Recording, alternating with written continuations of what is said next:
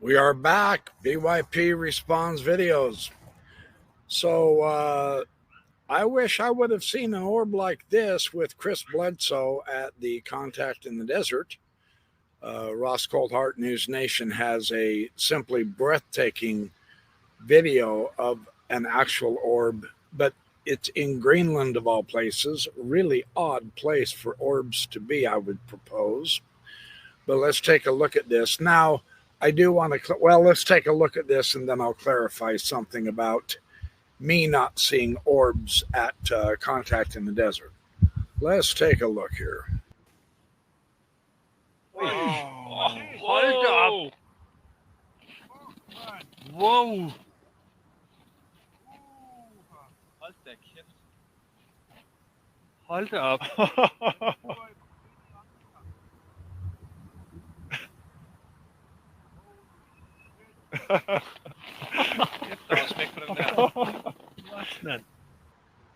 That is astonishing.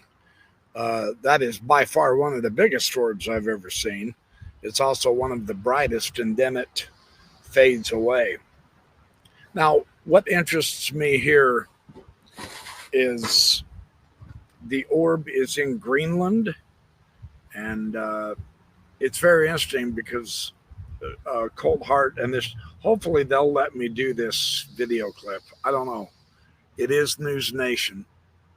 I hesitate to try to use their stuff. I'm not trying to be paranoid. I'm just speaking from experience. If not, I'll just delete this video altogether. It won't be worth talking about. This theme of orbs, in order to convince us that aliens are here, I am just about finished with Richard Dolan's book, The Alien Agendas, and I'm going to try to do a review of it tonight after I finish it. I've got to run out to the airport for a few minutes. This whole idea of the aliens wanting to help us, of their concern with the way we are impacting our Earth, the environment, the air, the living species. 10,000 species a day on Earth is going extinct. That's a horrifyingly huge number. It's either 10,000 or 1,000. Either number is way too high. We're not taking care of the Earth. We're destroying it. And the aliens, from what we're told from abductee accounts and different visitation accounts, is the aliens are really concerned about what we're doing with the Earth. So they're here to help. I mean, that's one part of this narrative. Why they show up at Greenland, I have no idea. I mean, if the aliens are so concerned about the environment being destroyed, why are they visiting people down in Guatemala who are not doing any of the destruction? Why are they not visiting the great big companies that have the great big front loaders and backhoes big enough to dig mile-wide trenches in the land, strip mining it, looking for minerals and stuff like that? Why are they not appearing to the heads of the oil companies who are causing so much pollution, as well as the airline industry, etc., showing them the future? There goes my other neighbor who thinks he has a big genital because he's got a loud car. Sorry about the interruption. So why aren't the UFOs appearing to those who are doing the most destruction? You see what I mean? It doesn't make sense that they're appearing to all of the poor people around the Earth when none of us can do a damn thing about what's going on anyway. I have no power to go stop the oil companies drilling for oil in the ocean. What am I going to do? Go up there and knock on the door and say, hey, would you please knock that off? Come on, let's get real, right? This is part of my issue with this whole setup. And I don't know their agenda. I don't know their ability. I have no idea where all the connections are. So I may be misunderstanding what the aliens have planned and how they plan to solve the problems if it does threaten them as well. But I would propose that they're visiting all of the wrong people if they're worried about the environment. Look at the environment behind me. Do you see any great big oil digging rigs? Do you see a bunch of stinking black and gray smoke and me polluting the land and the air? Do you see a bunch of chemicals out there, etc.? No, I've built my own little forest.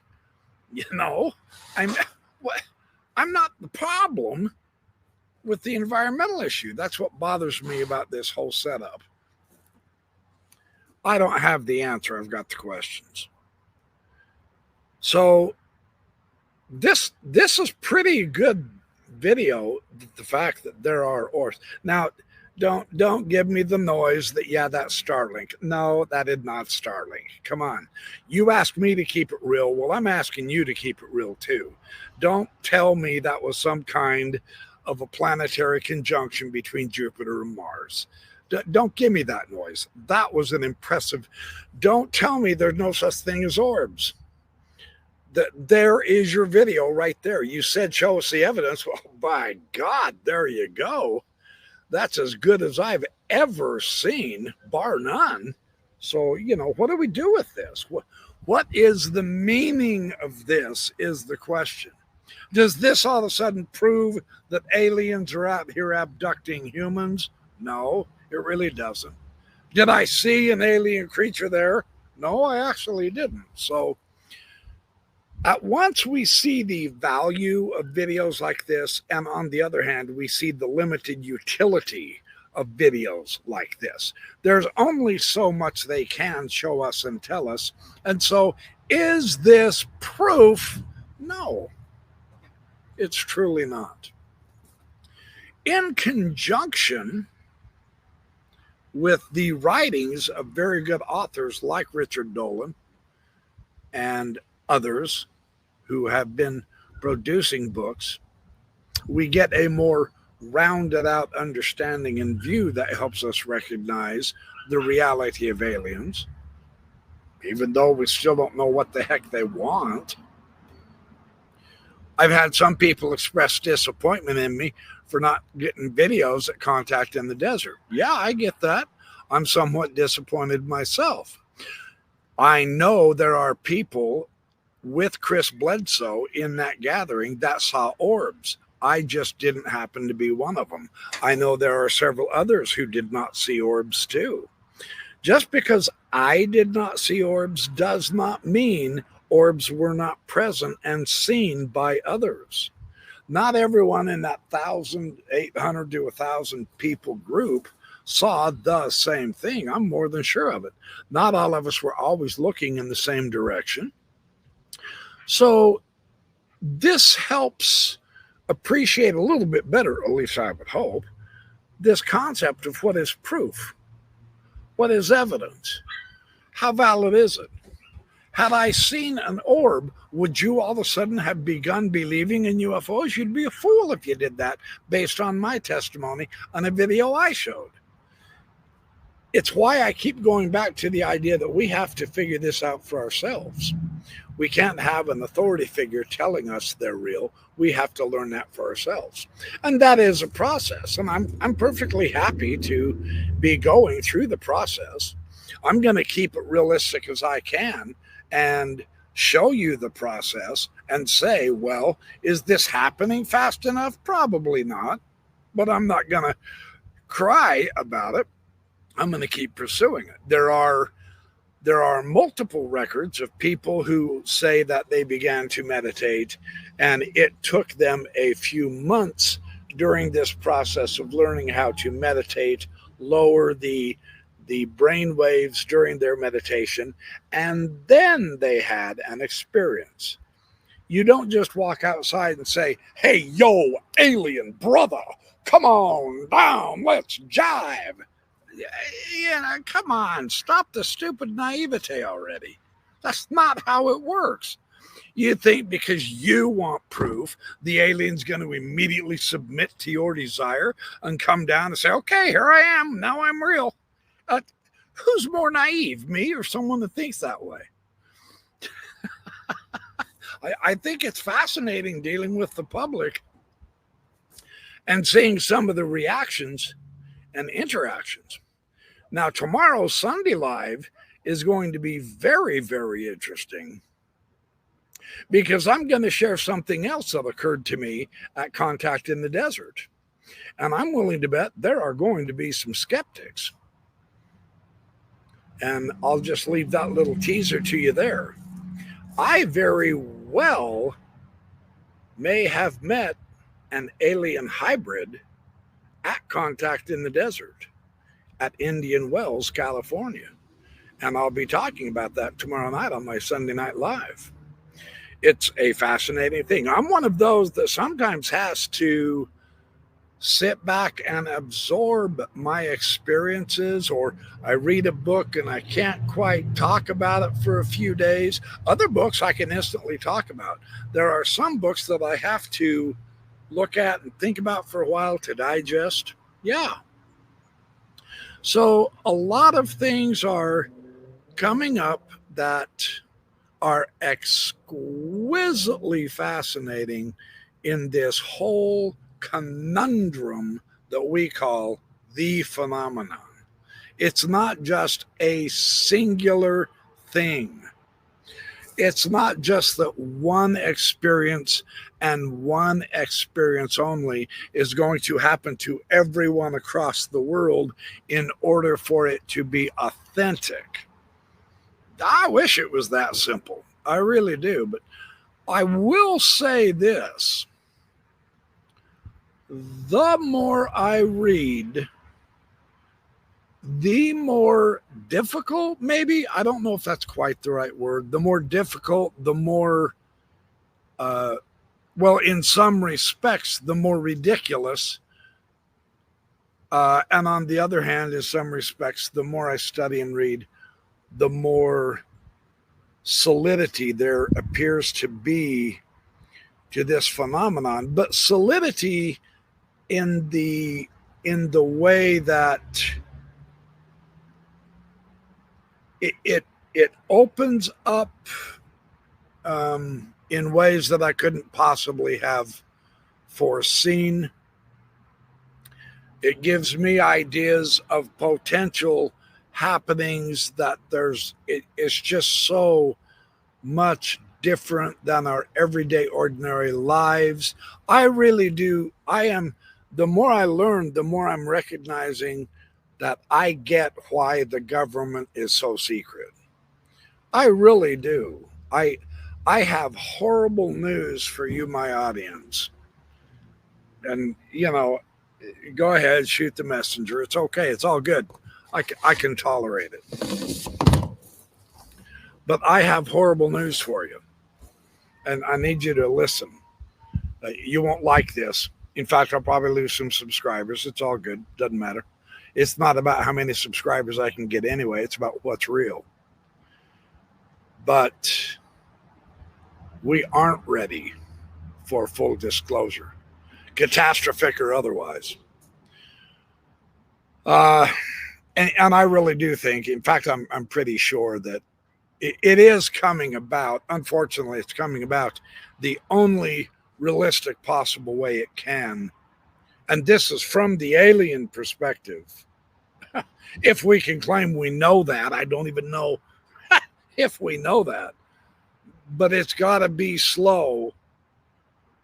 And it has to be baby steps. And sorry, I get it. There's many who have waited, 70 years. I'm with you. But the aliens don't give a damn about how long it takes you to figure it out. They aren't going to show themselves before they have prepared us. And in some respects, that's what the alien abductions are all about. And I'm getting some fresh, cool insights from Richard Dolan's book, The Alien Agendas, which is a terrific book. Wow. I'm so blessed to be able to get some of these books and read them and understand new perspectives, deeper perspectives that help me gain a little bit more wisdom, that help me gain a little bit more patience, because I am a very impatient man.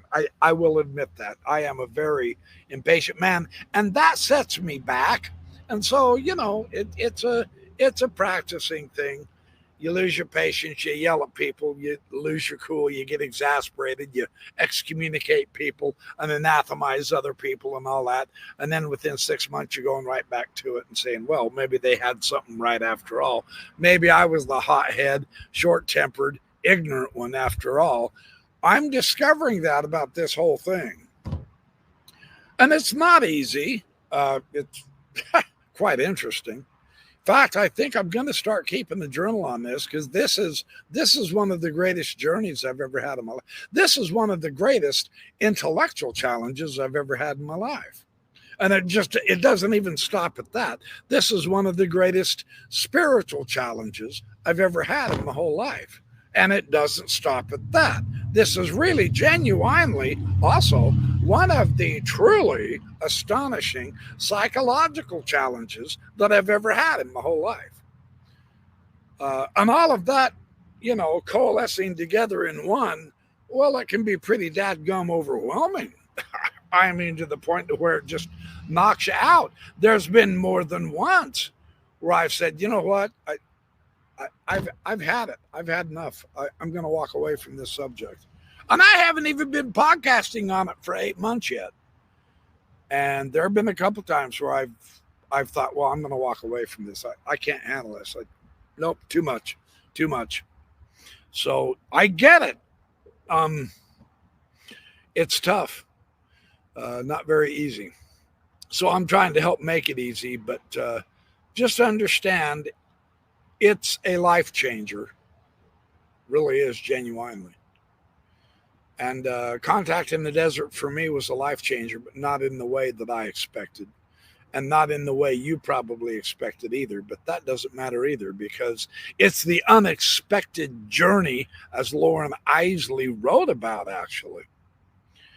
It is the unexpected journey. It is the road less traveled that is always the best way to go. Not because it's the easiest, not because it's the one that you learn the most out of immediately, not because it gives you instant gratification and satisfies your thirst and hunger for knowledge and wisdom, but because it's so difficult.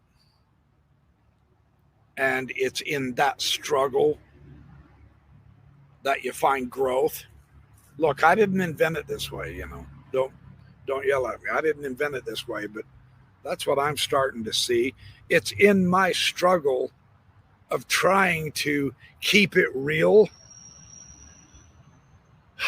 with this topic, and finding out that some of it is so fantastically bizarre that I can't accept it at this point. But others have gotten to the point where they can. And they're very realistic, down to earth, credible, authentic people. Some of them I know. So there's always that. There's always something that keeps me coming back and sharing. So I will catch up to you as I can. Remember, you guys are awesome.